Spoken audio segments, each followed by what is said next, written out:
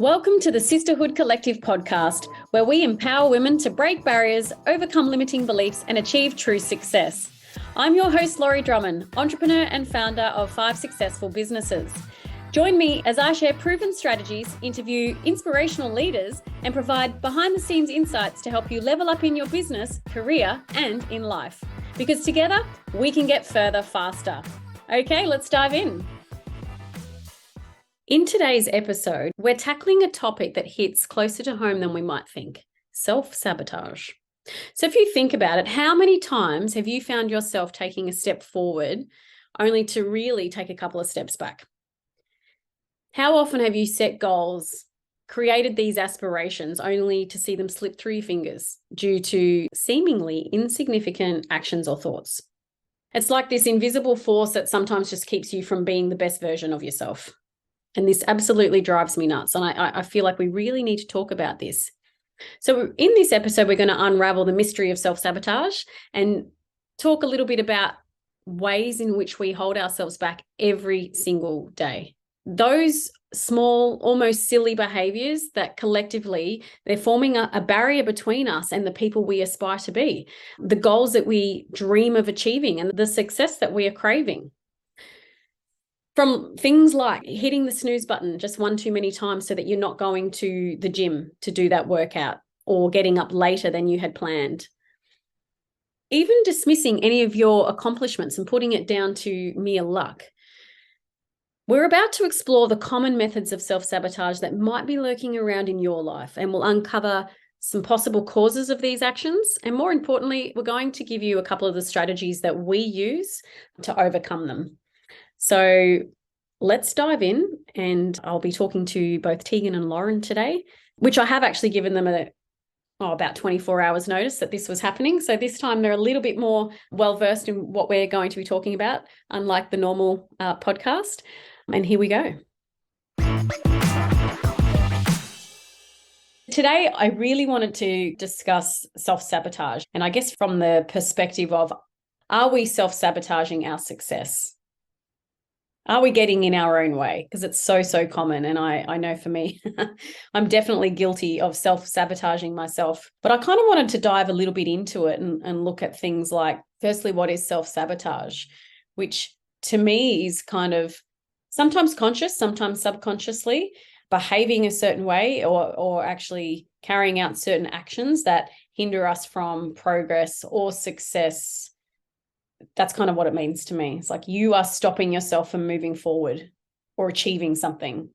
And whether you knowingly are doing it or maybe not knowingly doing it.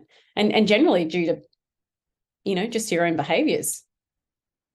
And the reason I think this is important is because it kind of really impacts us from personal growth and professional growth from moving forward.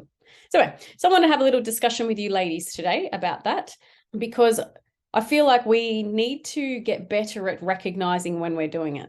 Don't you think? Yes. And I think if we can recognize it, we can be better at, I guess, creating positive change for ourselves. And so when I think about self-sabotage, or when you guys think of self-sabotage, what sort of things do you think we are doing, or have you done, that we are kind of commonly doing to prevent ourselves from achieving success, whatever that looks like to you? Well, you were kind enough this time to Laurie to give us a heads up on what the topic was. You're welcome. So I've had a few glasses of wine last night to think about it. And I'm actually glad I did, because I didn't realize how guilty of it I was. I highlighted quite a few areas in my life where I have done it. So that was good, because I started to recognize times that I'd done it and maybe why I'd done it, and to hopefully not do it too much again in the future. But it's impacted all areas. Like, I've done it in relationships, I do it with food, I've done it professionally. So I'm definitely guilty. Teegan, give us an example. Like, choose one of those. Oh my God. Yeah. Okay. So probably food, because that's something that is still very relevant to me. I'm always conscious of it. It's what I do. Half of my living is that's what I do, is I help women through the same issues. I would have a bad meal or a bad weekend, and I would be so just upset with myself, low self-esteem for doing it, absolutely disappointed. And I would continue that cycle of like self-destruction until something snapped inside me and I went, oh my God, pull it together, woman. What are you doing? And I tell my clients that I'm like, if you get one flat tire, do you go and puncture the other three? Like, no, you get on with it. The next meal is a better meal. The next day is a new day. Like, we need to get off that constant trajectory of just a downward spiral, because it's a really common one. Either people use alcohol or substance or food. Like, we usually have something that we fall back on. Says Lauren, sipping her ginormous glass of wine. That's my girl. But no, it's really common, and most people have some sort of behavioural trait that they will do or use as a vice to do it to themselves. So yeah. So I looked up some types of self-sabotage, right? And so I'm just going to read these out to you. Mm-hmm. Procrastination. Guilty. Negative self-talk. Fear of failure. Perfectionism. Imposter syndrome. And comfort zone. So refusing to step outside of your comfort zone. And look, there's probably more. But when I just say those few to you girls, do you feel like you have a common one that you go to? For example, procrastination's huge. Like, I procrastinate on the biggest task that I have. Probably the one that's the biggest, is going to have the biggest positive impact on my life. But for some reason, and I feel like this is quite common, you look at that big task and you're like, oh, it just seems like such a mammoth, job to do that day. But if you were to get through it, it's going to have the most positive and biggest impact or change in your life. And I actually, when I talk to my mentees, I talk about this all the time. If you have one of those big tasks, you've got to do it first thing in the morning or when you are most productive in the day. But procrastination seems to be one that I definitely do sometimes.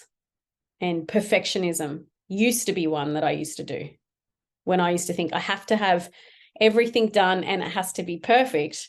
Whereas I think having a background in intelligence, we don't have time to get things perfect. We just have to get the information out there. So for me, I always used to get told 80% done is better than not getting it in at all. And I kind of always lived by that now. Like, so just get it done or just start something.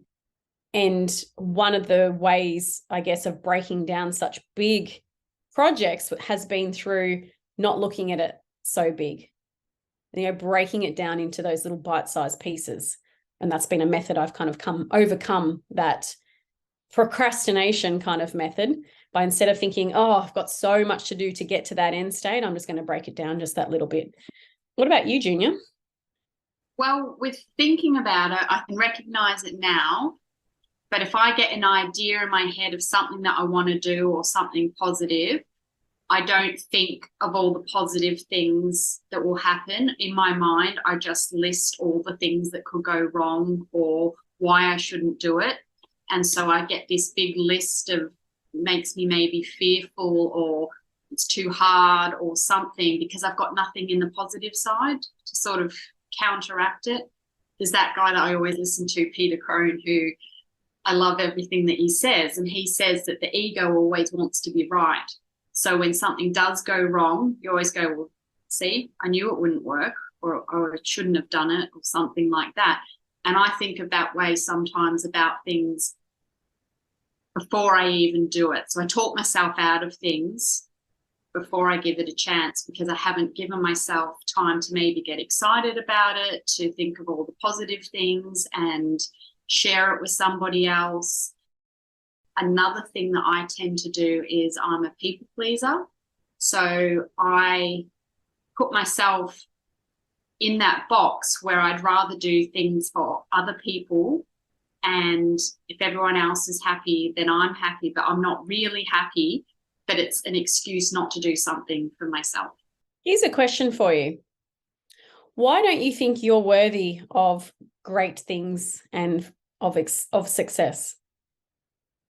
I don't think that I'm not worthy. I just feel that maybe I'm a giver, and because I've done it for so long, I'm good at looking after other people and putting other people's needs first and getting what they need.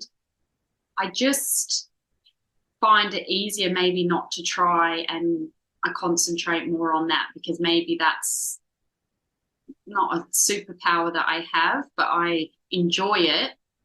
I don't want to not do it, but I use it as an excuse. But I've become more conscious of it, and I've become more conscious of the gratitude side of being able to maybe do a task, and I need to concentrate on that more and think of all the good things that could happen and break it down and do all the little things rather than just thinking of the bad. And it's not necessarily like bad things that I'm going to fail. It's just like, oh, I don't have time, or I don't do this, or I'll do that tomorrow. It's just little things that build up that then nothing gets done. So that's a couple of things that I do. Well, common causes of self-sabotage through the research that I've done so far is things like having low self-esteem and feeling unworthy of success or happiness is one. Past traumas, I think, is a really common one. So any sort of unresolved past experience that has influenced your behavior and your beliefs, which comes back to values. And if you actually know your values, having gone back into the past and reviewed all those positive and negative influences that have impacted you to get you to a point today where you believe a certain thing or you behave or have an attitude towards something, right? And that can be through past trauma, definitely. The other one was lack of self-awareness and not recognizing your patterns of behavior or the consequences that come with those. Fear of change is pretty common. And the fear of change, resisting it from the fact that you're familiar with what you know. You know what you know, you don't know what you don't know. And so you fear the unfamiliar. And then the other one was self-defeating beliefs. So adopting these limiting beliefs that hinder our progress, which we talk about a lot. And when I see the causes of the self-sabotage there, because if I think about it, I think one that I do, which I really don't like myself for, is I definitely self-sabotage relationships when I start to get in that place where I feel happy or I'm in love. And I don't know why that little devil comes out, but she starts to self-sabotage that relationship. And that could be something to do with maybe I do have low self-esteem and I feel like I'm unworthy for happiness or love, which is something I'm obviously going to have to investigate a little bit more. But I definitely feel like there's something there that makes me do that sometimes. Sometimes it's a protection thing, like if you're scared of getting hurt, by pushing someone away and being defensive it's a protection mechanism. But yeah, it's still sabotaging your chance at happiness and love. But it's protective. It's also that you want love. Sometimes it's a test for the other person, see how much I can push them to see if they really love me. Yeah. And, you can go too far with that as well. Definitely. I don't know why we do that, but it's, as I say, it's self-sabotage. And so many of us do that. So when I read out those few causes of self-sabotage, and there's psychological and emotional underlying factors that, that are going to contribute to all of those self-sabotage causes. And it's well above my pay grade. But when I read those to you, what stands out? What are you seeing out there, or what are you doing yourselves in that area?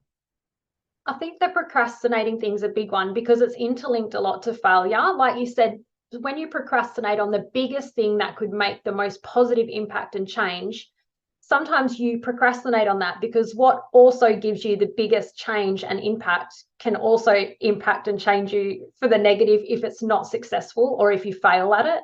And I think that's a big one. If it's something big and you procrastinate on it, it's because the stakes are high. Like it's a risky thing that will bring great reward. But if you fail, there's going to be a lesson learned by that.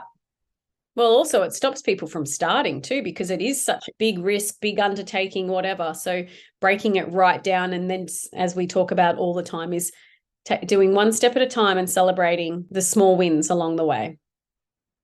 So then let's talk a little bit about recognizing and overcoming it. So how do we recognize it? Strategies, because we're talking about it now. We're having this discussion, and like I'm making you sit there and reflect, right? So that's definitely one strategy, is reflect on previous times where you have felt like you have self-sabotaged something to prevent you from happiness, success, progress, reaching goals.